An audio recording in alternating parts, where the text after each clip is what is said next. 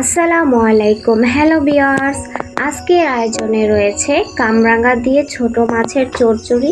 এখানে পাঁচমিশালি ছোট মাছ রয়েছে, তার মধ্যে রয়েছে চান্দা মাছ, মলায়া মাছ, ছোট ছোট পুঁটি এবং বেলে মাছ, ছোট ছোট চিংড়িও রয়েছে কিছুটা।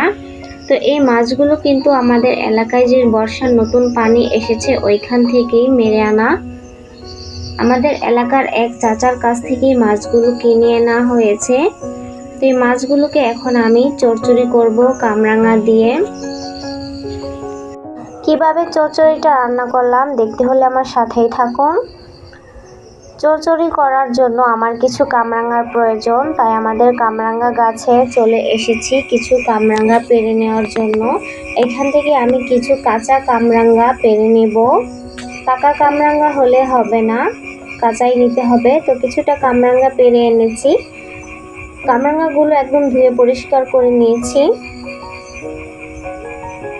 এদিকে মাছগুলো নিয়েছি, এখানে মাছগুলো রয়েছে, মাছগুলো ধুয়ে একদম পরিষ্কার করে নিয়েছি রান্না করার জন্য।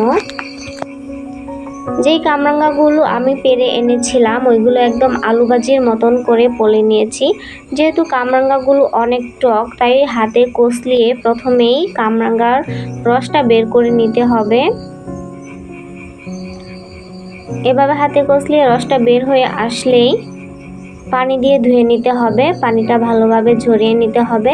তো কামরাঙার পোড়াগুলো সরাসরি কাঁচা মাছের উপরেই দিয়ে দিলাম। তারপর কেটে রাখা পেঁয়াজগুলো দিয়ে দিচ্ছি। যেহেতু ছোট মাছ, কাঁচামরিচ এবং পেঁয়াজটা বেশি করেই দিতে হবে। এখানে অনেকগুলো কাঁচামরিচ এবং পেঁয়াজ দিয়ে দিয়েছি। পরিমাণ মতন লবণ দিয়ে দিচ্ছি। হাফ চামচ থেকে একটু বেশি হলুদের গুঁড়া দিয়ে দিলাম। 1 চামচ ভরে মরিচের গুঁড়া দিয়ে দিয়েছি। মাছটা একটু জাল জাল হলে চচ্চড়িটা খেতে ভালো লাগে। তো সবগুলো উপকরণ একত্রে দিয়ে দেওয়ার পর এখানে পরিমাণ মতন সয়াবিন তেল দিয়ে দিচ্ছি। একটা কড়াইয়ের মধ্যে নিয়ে নিয়েছি সবগুলো উপকরণ। এখন সবগুলো উপকরণ মাছের সাথে ভালোভাবে আলতো হাতে মিশিয়ে নিতে হবে। এই রান্নাটা কিন্তু হাতে মেখেই করতে হবে, তারপর চুলায় বসিয়ে দিবেন। সবগুলো উপকরণ একসাথে মিক্স করে নিচ্ছেন আমার শাশুড়ি মা। তো দেখতেই পাচ্ছেন কিভাবে মাছগুলো সুন্দর করে মেখে নেওয়া হচ্ছে। দেখেন কত চকচকে একটা কালার হয়েছে। হলুদ, মরিচ, লবণ, পেঁয়াজ, কাঁচামরিচ দিয়ে পারফেক্ট একটা মাখা হয়েছে মাছটা। তো এখন চুলায় বসিয়ে দিয়েছি। যখন চুলায় মাছটা বসাবেন তখন অবশ্যই চুলার জালটা বাড়িয়ে দিবেন, তাহলে মাছ থেকে যে পানিটা বের হয়ে আসে সেটা তাড়াতাড়ি শুকিয়ে যাবে এবং মাছটাও কিন্তু খুলে যাবে না। তো পানিটা যখন শুকিয়ে যাবে তখনই মাছটাকে উল্টিয়ে নিতে হবে। পানি থাকা অবস্থায় উল্টানো যাবে না, তাহলে মাছটা খুলে যেতে পারে এবং খেতে কাটা কাটা লাগবে। তো মাছটা খুবই সাবধানতার সাথে উল্টিয়ে নেওয়া হচ্ছে।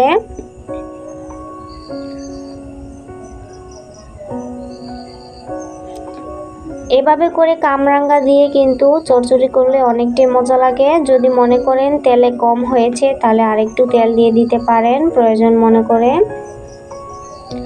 তো তেলটা দিয়ে দেওয়ার পর আবারও মাছটাকে সাবধানতার সাথে উল্টিয়ে নেওয়া হচ্ছে। তো মাছটা আমার হয়ে গেছে, এখন বেড়ে নেব। দেখেন কত সুন্দর একটা কালার হয়েছে একদম।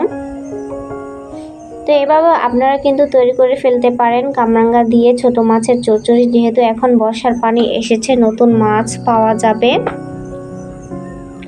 এভাবে করে রান্না করলে একবার খেয়ে দেখবেন, অনেকটাই মজা লাগে।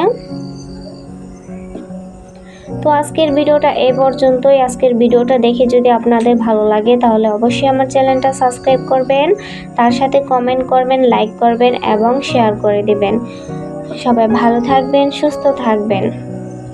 দেখা হবে অন্য কোনো ভিডিওতে। আল্লাহ হাফেজ।